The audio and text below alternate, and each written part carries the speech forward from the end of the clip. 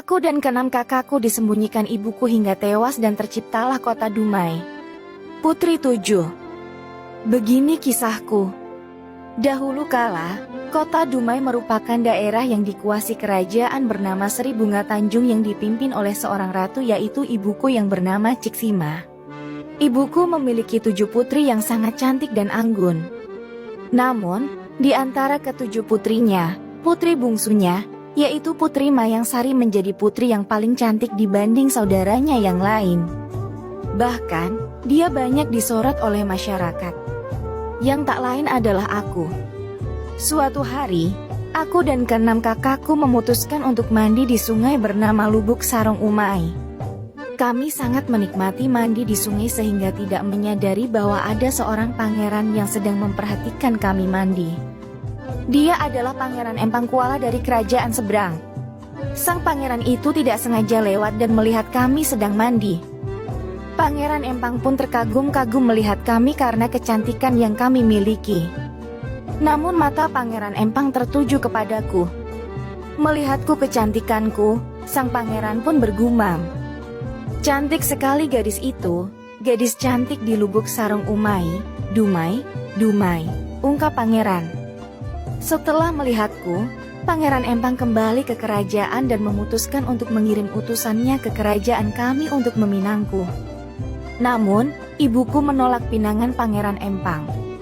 Hal ini dilakukan ibuku, karena ibuku memegang teguh adat dari kerajaan bahwa yang seharusnya menerima pinangan adalah kakak pertamaku putri yang paling tua terlebih dahulu. Mengetahui itu, Pangeran Empang tidak mau dan bersikeras untuk meminangku. Lagi dan lagi ibuku menolak pinangan Pangeran Empang. Karena pinangannya ditolak, Pangeran Empang marah dan murka kepada ibuku dan memutuskan untuk mengirim pasukan untuk menyerang kerajaan kami. Akibat dari serangan Pangeran Empang, terjadilah peperangan antara kerajaan kami dan juga kerajaan Pangeran Empang.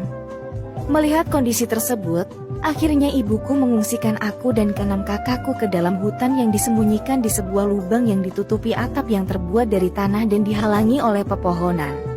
Tidak lupa ibuku juga membekali kami makanan selama 3 bulan. Peperangan yang terjadi antara kerajaan kami dan kerajaan Pangeran Empang berlangsung cukup lama. Di tengah peperangan, pasukan dari kerajaan kami sudah mulai terdesak. Banyak korban berjatuhan. Situasi kerajaan yang porak-poranda. Sehingga ibuku meminta bantuan jin yang sedang bertapa di Bukit Hulu Sungai Umai. Dan jin tersebut menyetujuinya. Ketika Pangeran Empang dan pasukannya sedang beristirahat di malam hari dekat hilir Sungai Umai, tiba-tiba ribuan buah bakau berjatuhan menimpa Pangeran Empang dan pasukannya.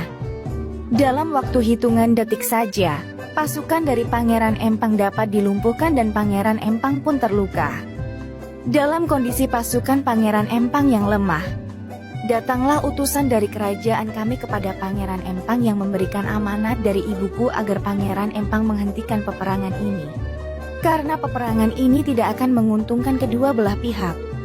Akhirnya setelah berpikir, Pangeran Empang tersadar bahwa peperangan yang sudah terjadi lebih dari 3 bulan tidak menghasilkan apa-apa yang pada akhirnya Pangeran Empang memutuskan untuk mengakhiri peperangan ini.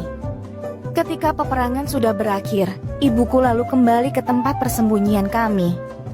Betapa kagetnya ibuku melihat kondisi ke-7 putrinya yang sudah tidak bernyawa lagi akibat mati kelaparan. Ternyata ibuku lupa kalau bekal yang disediakan hanya cukup untuk 3 bulan. Sedangkan perang antara Ratu Ciksima dengan Pangeran Empang Kuala berlangsung sampai 4 bulan. Akhirnya, karena tak kuat menahan kesedihan atas kematian ke-7 putrinya, maka ibuku pun jatuh sakit dan tak lama kemudian meninggal dunia. Dari peristiwa tersebut, lahirlah nama kota Dumai yang diambil dari kata-kata Pangeran Empang ketika mengagumi kecantikan dariku Putri Mayangsari.